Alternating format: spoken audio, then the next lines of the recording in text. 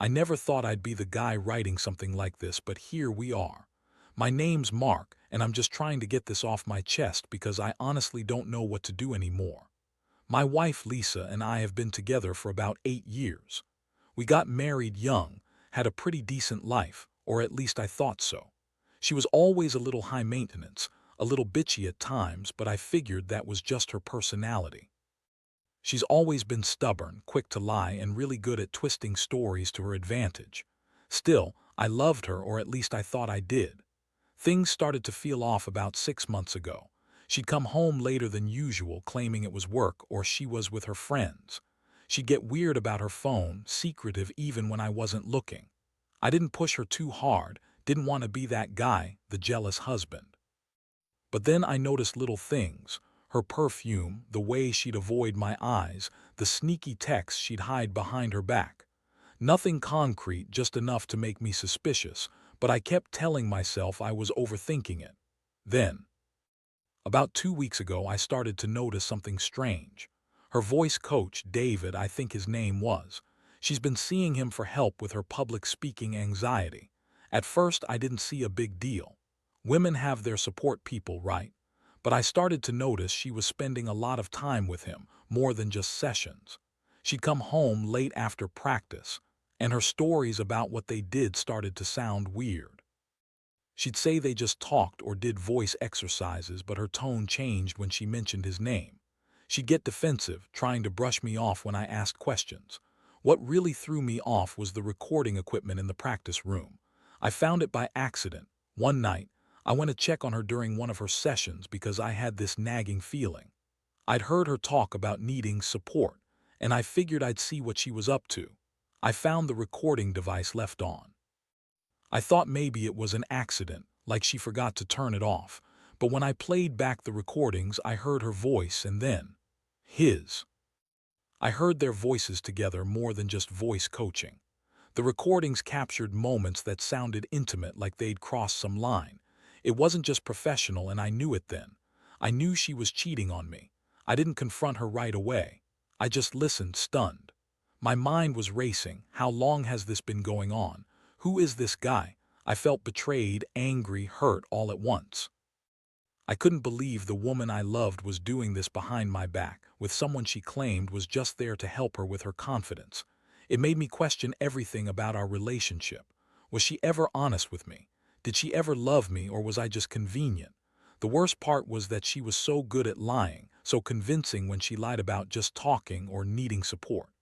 I was furious, but I also felt like I'd been punched in the gut. Now I'm stuck. I don't know whether to confront her or just leave quietly. Part of me just wants to grab my stuff and walk out, never look back. But another part wants answers, wants to hear her lie again, see how far she'll go. I've never felt so humiliated and betrayed in my life. All I know is that this isn't going to be easy. I never signed up for this kind of heartbreak, but here I am, trying to figure out what's next. After I listened to those recordings, I felt like my stomach was in knots. The sound of her voice, so close, so intimate with someone I thought was just her voice coach, was like a punch in the chest. I kept replaying it in my head, trying to convince myself that maybe I was overreacting, that I'd misunderstood something. But then I heard her laugh, the way she sounded so relaxed and flirty with him, and I knew I wasn't imagining things.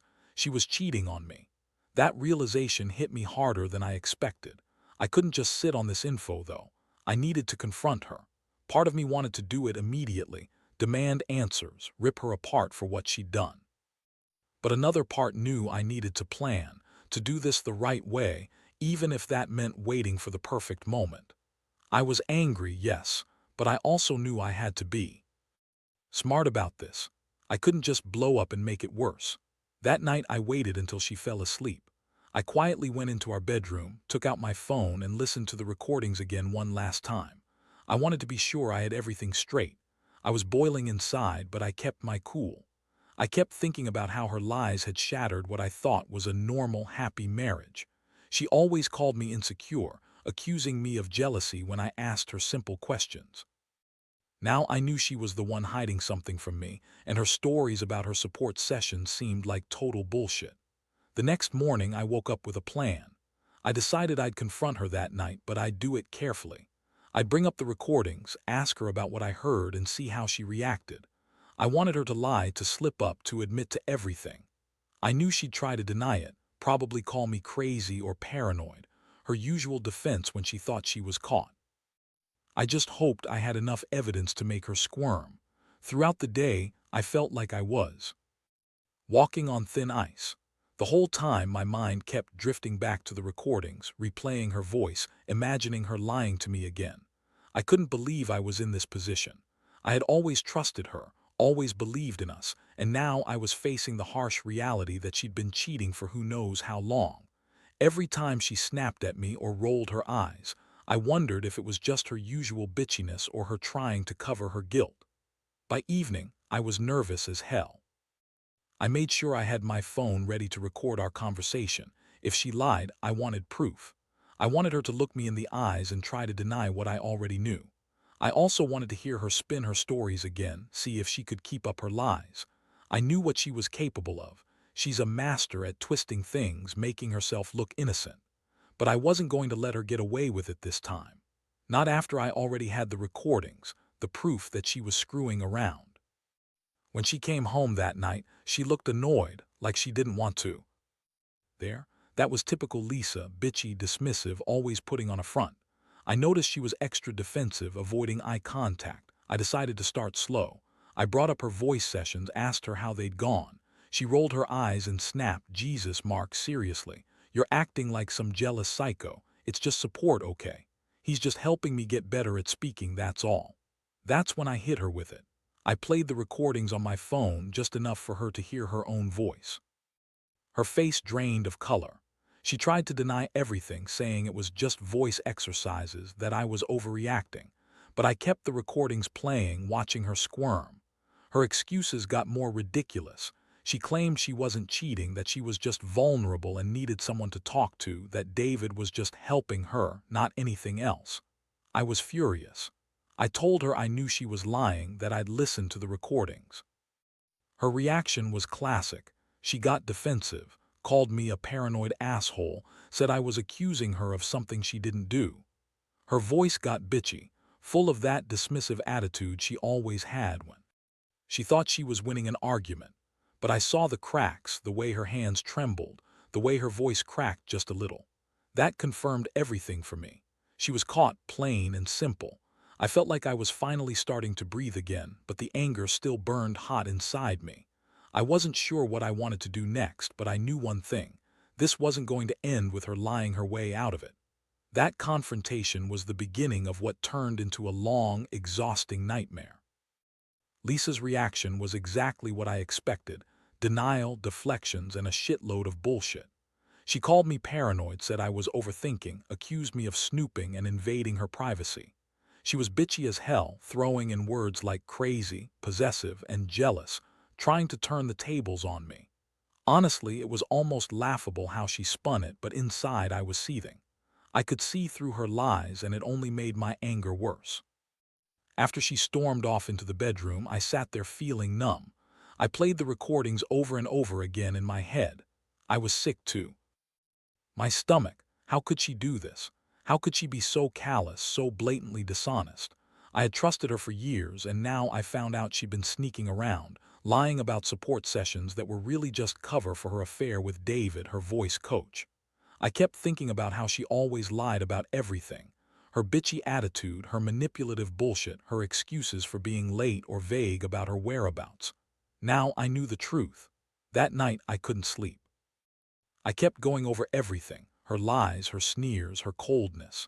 I was hurt, more than I expected, but also angry as hell. I had this sinking feeling that she'd been lying to me for a long time, maybe even since the start of our relationship. It made me think about all the little things I ignored, all the times I brushed off her bitchy comments or her dismissive attitude. I was angry at myself too, for not catching her sooner, for not seeing how manipulative she could be. The next morning, I decided I needed to think about what I was going to do. I wasn't the kind of guy to just blow up, but I also knew I wasn't going to let her keep getting away with it. I had to be strategic. I decided to gather more evidence, screenshots of her texts, photos of her with David if I could, anything that could back up what I already knew. I had to be sure. I also wanted to see how she'd try to spin her way out of this if I confronted her again, this time with real proof. That day I played it cool, but inside I was fuming. I kept her at arm's length, watching her every move. I noticed she was extra bitchy, snapping at me over small things, throwing her typical attitude around like she was trying to mask her guilt. I wondered how long she'd been lying, how long she'd been playing me for a fool. I also wondered if she'd ever really loved me, or if I was just convenient for her. I started to realize that confronting her again would probably only make things worse unless I had a solid plan. I didn't want to give her the satisfaction of denying it again, so I decided I'd wait until I had everything I needed. I wanted her to be caught completely off guard.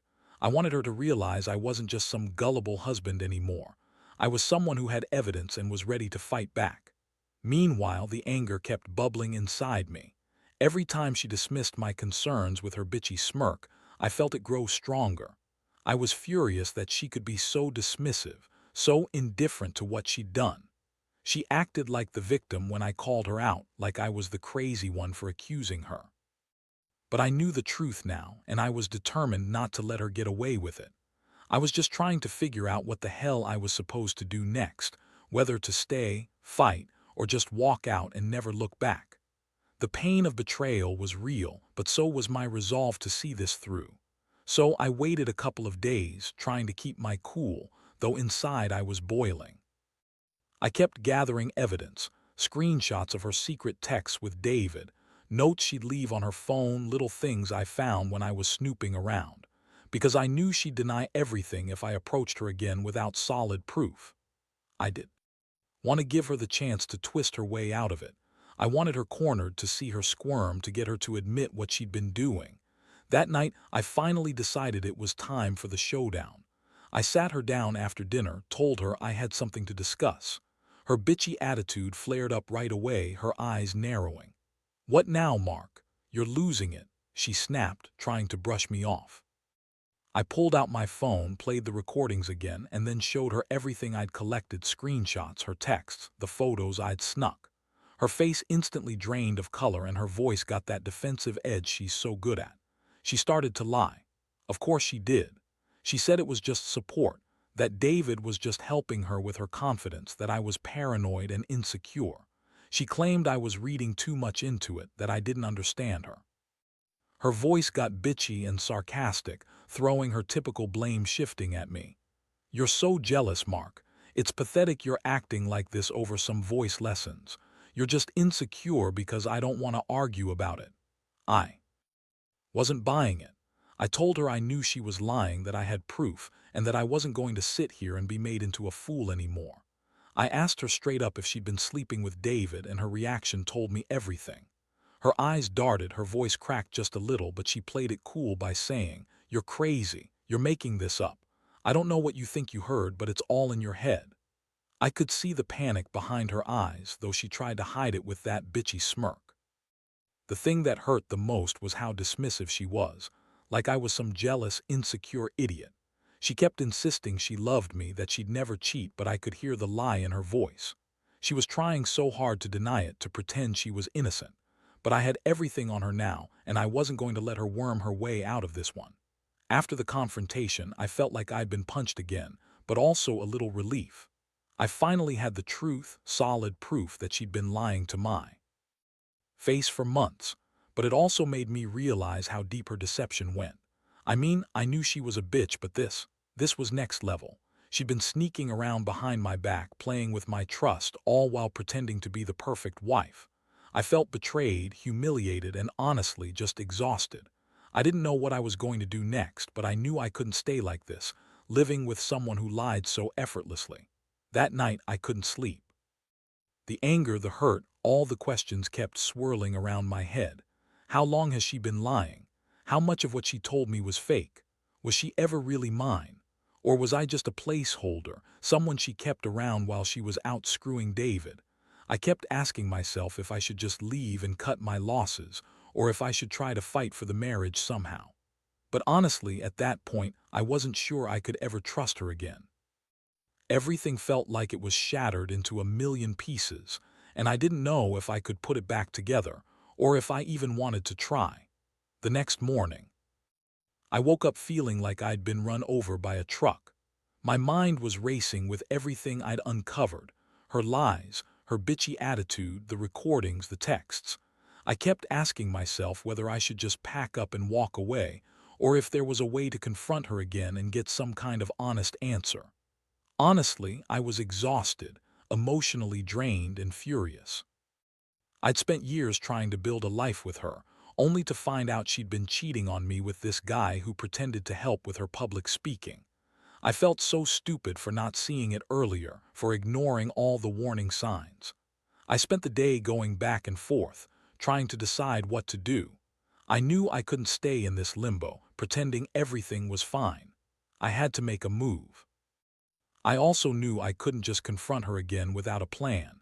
She was a master at twisting the truth, and if I wasn't careful, she'd weasel her way out once more. So, I took my time, gathering a few more pieces of evidence just in case I needed to lay it all out again. I didn't want her to deny everything, not this time. By late afternoon, I decided I'd had enough. I called her into the living room, told her I needed to talk. Her bitchy smirk was there, but I could see the nervousness behind it. I played the recordings again, put all the evidence on the table, and looked her straight in the eyes. I told her I knew she'd been cheating, that I had proof that her support sessions weren't just about voice exercises. Her face was a mask of anger and disbelief, like I'd just slapped her. She tried to deny it, called me crazy, said I was paranoid, but I wasn't buying it anymore. She lost her temper, starting to scream and yell, calling me possessive, jealous, and insecure. She threw a bunch of insults, acting like the victim. "You're just insecure because I don't want to be with you anymore," she spat. "You're controlling and you're ruining everything." I stayed calm, looking at her coldly. I told her I didn't want her to leave, not yet, not until she admitted the truth. I wanted her to see that I wasn't some fool she could manipulate anymore. Her bitchy attitude turned into pure rage. She snapped at me, calling me all sorts of names: controlling, obsessive, crazy. But I knew what she was doing. She was trying to turn it around on me, make me the bad guy so she wouldn't have to face what she'd done. The thing is, I didn't care anymore about her tantrums. I just told her that I'd had enough of her lies, that I was done trusting her, that I was done pretending everything was okay. I told her I'd be leaving that night, and I wasn't coming back unless she could be honest for once in her life. Her reaction was to blow up, screaming at the top of her lungs, calling me names, throwing things. But I just walked out of the room, feeling a strange mix of relief and emptiness. I knew that, no matter what, I was done with her bullshit. I wasn't going to be her punching bag anymore, and I wasn't going to keep living in this lie. I gathered my things, called a friend to come pick me up, and left her standing there screaming at the top of her lungs. I didn't look back. That night I stayed at a friend's place. I didn't sleep much, just thinking about everything: how I got here, what I should do next, whether I could ever trust someone again after all this betrayal. I felt betrayed and humiliated, but also strangely free, like a weight had been lifted off my shoulders. I realized that I'd been so caught up in trying to make things work that I ignored all the warning signs. I'd been blind to her manipulations, her lies, her bitchy attitude, and now I was paying the price. Honestly, I don't know what's coming next. Part of me wants to file for divorce, cut all ties, and move on. But another part still hopes I can find some closure, maybe even forgiveness, though that feels like a long shot. For now, I just want to breathe, to understand that I deserve better than being lied to and cheated on. And I want anyone reading this to know: don't ignore the signs. Trust your gut, and never let someone treat you like you're stupid, because in the end, it's your life and your happiness that matter most. In the days that followed, everything changed. I moved out of the house, stayed with a friend, and started to piece my life back together. It's honestly been a roller coaster: shock, anger, heartbreak, but also a strange sense of relief. I kept thinking about all the times she dismissed me, called me insecure, how she always acted like she was the victim when she'd done something wrong. Now, looking back, I see her for what she was: A manipulative, bitchy woman who lied her way through life, pretending to be the victim while destroying what we had. The hardest part was realizing how much I'd trusted her, how I'd believed her lies because I wanted to believe in us. I kept asking myself if I could ever forgive her, if I could get past the betrayal. The truth is, I don't think I can. Not now, at least. Sometimes I think about the good times, but then I remember the recordings, the texts, the lies, and it all just feels like a big, painful lesson. What I've learned is simple but crucial. Never ignore your instincts. When something feels off, it probably is. Don't let someone's bitchy attitude or their manipulative words fool you into thinking everything's okay. If I'd trusted myself earlier, maybe I'd have caught her cheating sooner. But it's too late for that now. The damage is done and I have to live with it. Honestly, I feel a mix of relief and sadness. Relief that I finally know the truth, that I don't have to wonder anymore, and sadness because I lost someone I once cared about deeply. But I also feel stronger for facing it. I realize that I deserve honesty, respect, and someone who isn't going to lie and cheat behind my back. To anyone else reading this, I'd say, don't ignore those gut feelings. If your partner starts acting suspicious, if they're secretive or dismissive, pay attention. Don't do what I did, ignore the signs or convince yourself it's nothing. Because once the trust is broken, it's almost impossible to fix. And frankly, you're worth more than to be lied to and cheated on. Right now, I'm focused on healing and moving forward. It's going to take time, but I'm determined to rebuild my life on my own terms. I want to find someone who truly respects me, who's honest, and who won't treat me like some fool. I know it'll be hard, but I also know I'm better off without her. That's the truth I finally accept. And maybe someday I'll look back at this whole mess as a stupid, painful lesson that made me stronger. But for now, I just want to breathe and move on.